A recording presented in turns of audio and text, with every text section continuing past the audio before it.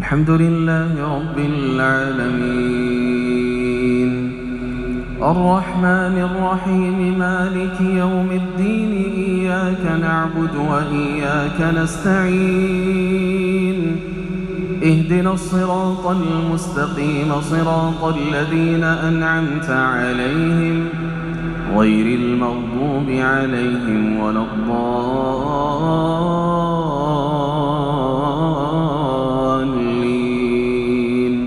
آمين.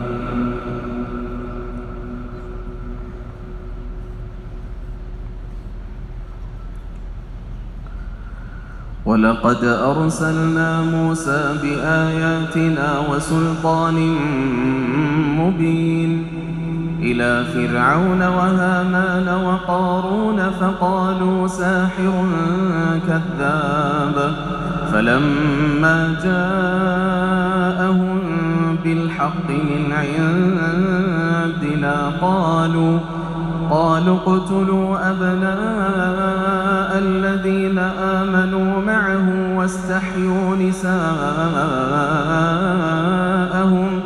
وما كيد الكافرين إلا في ضلال. وقال فرعون ذروني أقتل موسى وليدع ربه إني أخاف أن يبدل دينكم أو أن يظهر في الأرض الفساد. وقال موسى إني عذت بربي وربكم من كل متكبر لا يؤمن بيوم الحساب. وقال رجل مؤمن من آل فرعون يكتم إيمانه أتقتلون رجلا أن يقول ربي الله وقد جاءكم بالبينات من ربكم وإن يك كاذبا فعليه كذبه وإن يك صادقا يصبكم بعض الذي يعدكم إن الله لا يهدي من هو مسرف كذاب. يا قوم لكم الملك اليوم ظاهرين في الأرض فمن ينصرنا من بأس الله إن جاءنا. قال فرعون ما أريكم إلا ما أرى وما أهديكم إلا سبيل الرشاد. وقال الذي آمن يا قوم إني أخاف عليكم مثل يوم الأحزاب مثل دأب قوم نوح وعاد وثمود والذين من بعدهم وما الله يريد ظلما للعباد.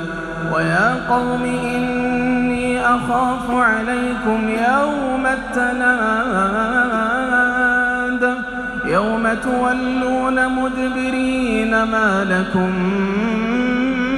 من الله من عاصم يوم تولون مدبرين ما لكم من الله من عاصم ومن يضلل الله فما له من هاد.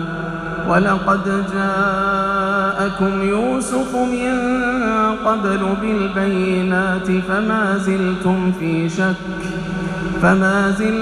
في شك مما جاءكم به حتى إذا هلك قلتم لن يبعث الله من بعده رسولا كذلك يضل الله من هو مسرف مرتاب. الذين يجادلون في آيات الله بغير سلطان أتاهم كبر مقتا عند الله وعند الذين آمنوا كذلك يطبع الله على كل قلب متكبر جبار.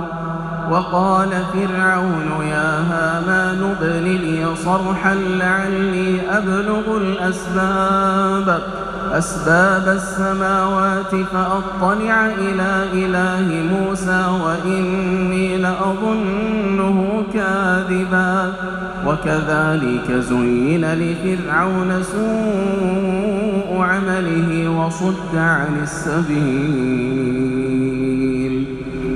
وما كيد فرعون إلا في تباب. الحمد لله رب العالمين الرحمن الرحيم مالك يوم الدين إياك نعبد وإياك نستعين اهدنا الصراط المستقيم صراط الذين أنعمت عليهم غير المغضوب عليهم ولا الضالين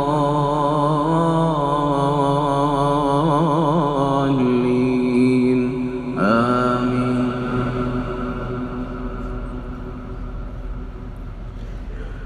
وقال الذي آمن يا قوم اتبعون أهدكم سبيل الرشاد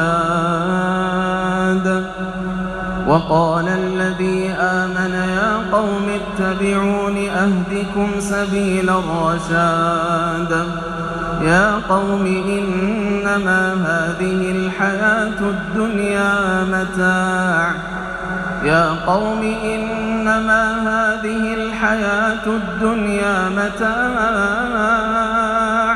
وإن الآخرة هي دار القرار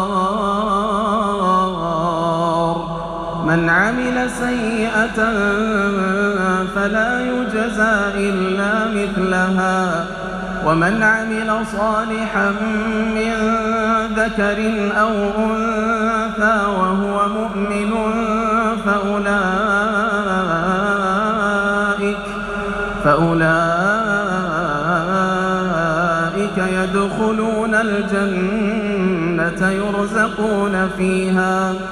فأولئك يدخلون الجنة يرزقون فيها بغير حساب. ويا قوم ما لي أدعوكم إلى النجاة وتدعونني إلى النار تدعونني لأكفر بالله وأشرك به ما ليس لي به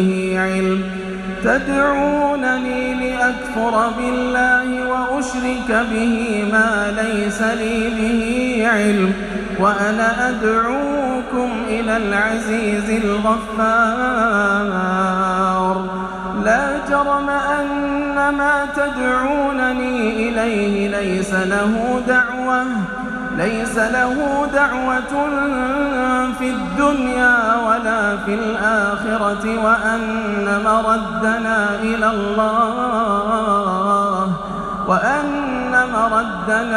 الله وأن المسرفين هم أصحاب النار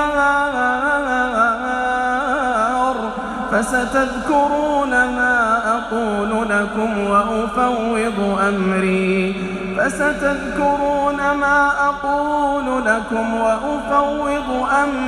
إلى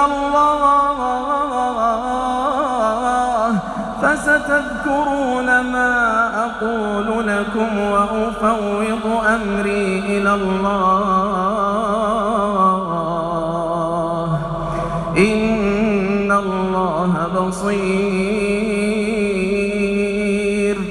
إن الله بصير